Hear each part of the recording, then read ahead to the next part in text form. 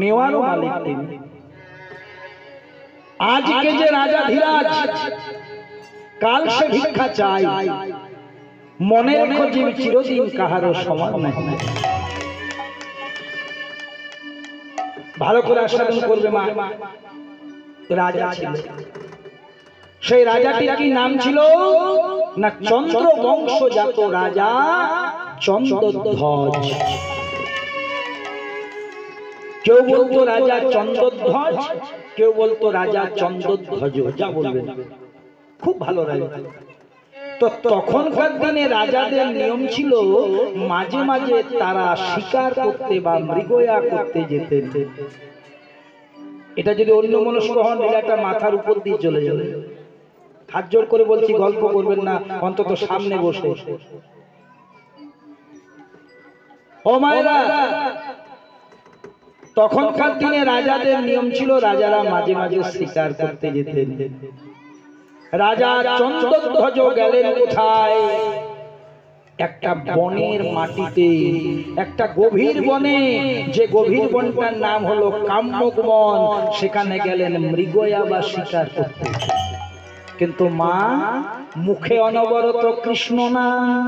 তাহলে রাজাটা কিন্তু ভালো, শিকার করতে যাচ্ছে কৃষ্ণ নাম গাইতে গাইতে। শ্রী নন্দন নন্দন, আমার সাথে গাইবেন।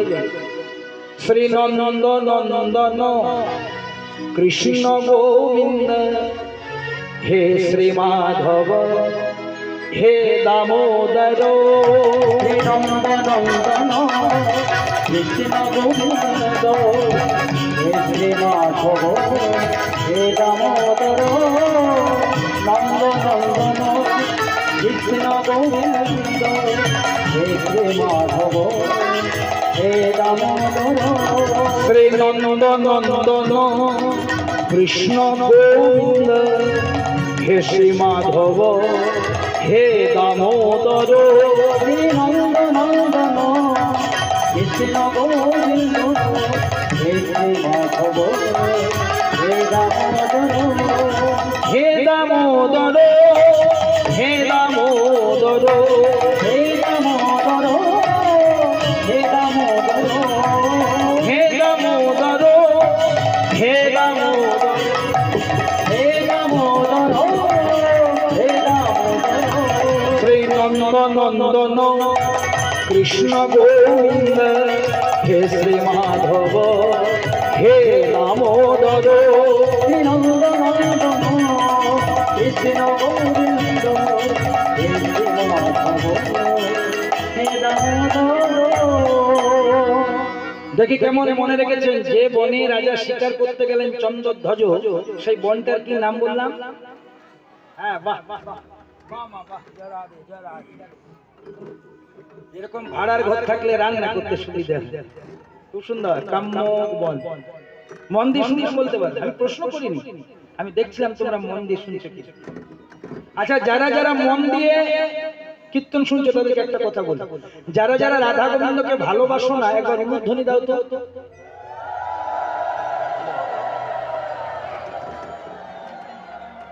বোঝো ঠেলা। বললাম যারা যারা রাধা রানীকে ভালোবাসো না উলুধ্বনি দাও। দেখছেন কেমন দিদি? না, যারা দিলেন তাদের দোষ নয়, দোষ সব্যসাচী। কেন বলুন তো? তারা কি করে ভাববে মা হঠাৎ করে এরকম একটা কথা বলে? তাদের দোষ নয়, এটাই বোঝা যাচ্ছে তারা মন দিয়ে শুনছে। কারণ মন দিয়ে যখন শুনে তখন তার দিক দিক থাকে।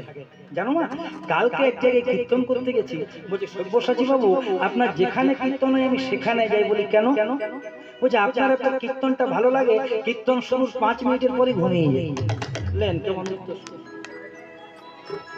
তারপরে এমন ঘুমোই শেষের দিকে নাক ডাকি, শেষে আমাদের ঘরের লোক ঝোড়া নিয়ে তুলে নিয়ে।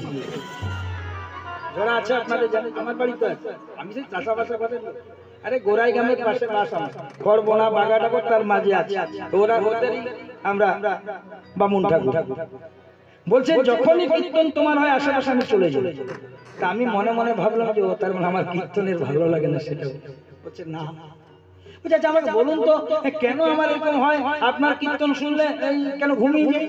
বলে দেখুন আমি আপনার খবর নিয়েছি, আপনি যে বিছানাটাতে ঘুমোতে যান সেটা 2 লাখ টাকা খরচা। ডিভান খাট আছে, দামি মশারি, দামি বালিশ, দামি গদি, 4-5টা লাইট লাগানো আছে। আবার আপনি নাকি ঘুমের 2টো ট্যাবলেট খান ভেলোরে, তাও সারা রাতে পাস আর উপাস, ঘুম আসে না। আর কৃষ্ণ নামের কেমন গুণ দেখুন, বলছেন আপনার গান শোনার পরে ঘুম হয়ে যায়। ওটা আমার গান নয়, ওটা কৃষ্ণ নামের মেডিসিন। এই একটাই জিনিস আছে বাবা পৃথিবীতে, সবচেয়ে যদি কোনো শান্তির জিনিস সেটা কৃষ্ণ নাম।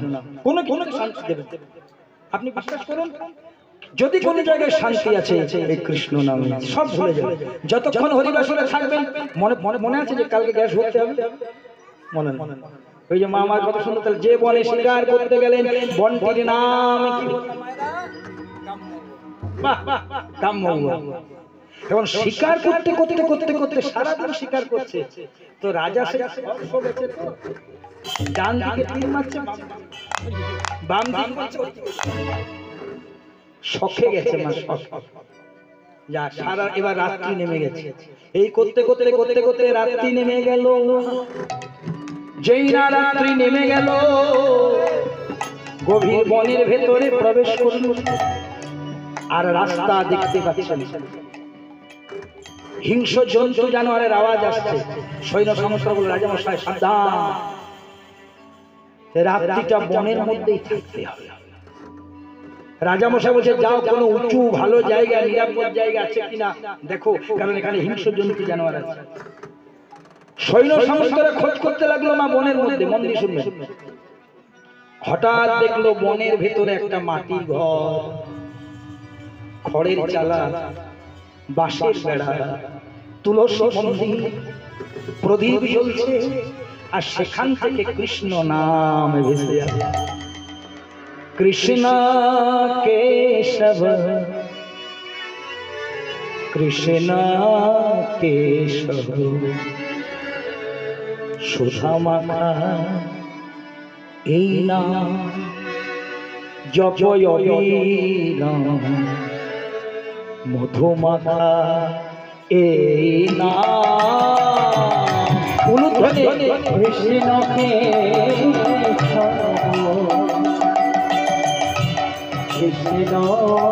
সৈন্য সমুদ্র বলছে চল চল চল, ওই কুড়ে ঘরটাতে চল, কে কৃষ্ণ নাম গাইছে। এই নাম জপয় অবিরাম, মধুমাখা এই নাম।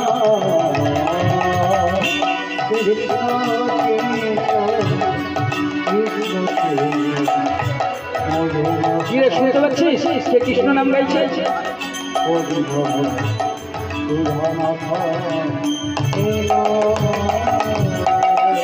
জপরে জপরে জপরে রসনা, জপরে জপরে জপরে জপরে জপরে জপরে রসনা, জপরে জপরে জপরে রসনা। এই যে কে আপনি? সুধা মাখা কৃষ্ণ নাম, হরি নিতাই গৌর হরি হরি। কৃষ্ণ কেশব কৃষ্ণ কেশব সুধা মাখা এই নাম জপয় মধুমাখা এই নাম। মায়েরা ভালো করে মনে রাখবেন, মায়েরা ভালো করে মনে রাখবেন, রাজা মশাই বলছে রাত্রি যাপন করার জন্য একটা ভালো জায়গা। সৈন্য সমস্ত খুঁজে বেড়াচ্ছে, পেয়েও গেছে বাবা, একদম মনের মধ্যখান। সেখানে একজন মুনি তখন ধ্যান করছে আর কৃষ্ণ নাম গাইছে। ছল ছল নয়নে প্রেমাশ্রু ঝরছে। মাটির ঘর, ঘরের চালা, তুলসী মন্দির, আর সবাই উকি দিচ্ছে জানালা থেকে, জায়গাটা ভালো, এখানে রাজাকে রাখতে হবে। আর রাজাকে রাখতে গেলে মুনিকে রাখা যাবে না, আর নাহলে মুনির সাথে রাখতে হবে। যাই ভেতর দিকে, আর যত ভেতর দিকে যাচ্ছে তত কৃষ্ণ নামটা প্রবল হচ্ছে। সেই মুনি তখন কি বলছে জানেন? ব্রহ্মা জপে না চতুরে মুখে,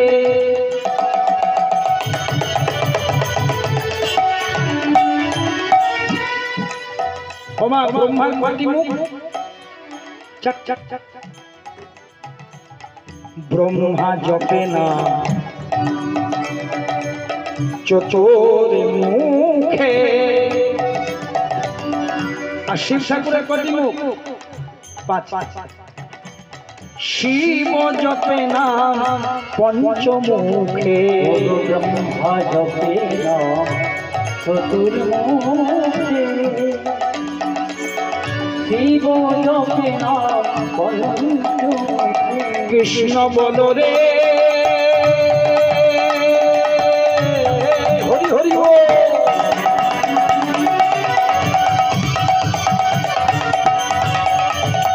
কৃষ্ণ জপরে